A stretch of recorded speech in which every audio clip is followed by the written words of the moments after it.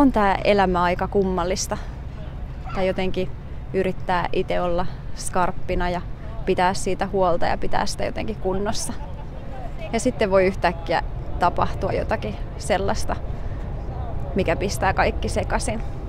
Ja huomaakin olevansa jonkun pimeän yön keskellä sellaisessa paikassa, missä ei mitään valoa näy. Silloin voi tuntua siltä, että toi Jeesuksen rukous, tapahtukoon sinun tahtosi, on niin kuin mahdollisimman kaukana siitä, mitä oikeasti haluaisi pyytää Jumalalta. Ennemminkin sen, että ota pois tämä malja.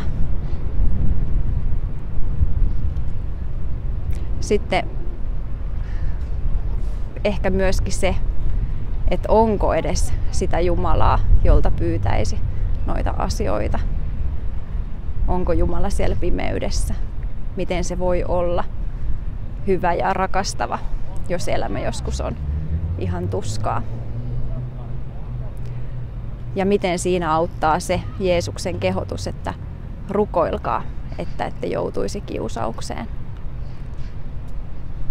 Tai toisaalta ehkä se, että jos hyvinä aikoina muistaa joskus ehkä rukoilla tai ainakin luottaa Jumalaan, että se on ja kuulee, niin ehkä sitten kuitenkin jollain kummallisella tavalla silloin pimeänä aikana jostain tulee se valonsäde tai luottamus siihen, että Jumala on.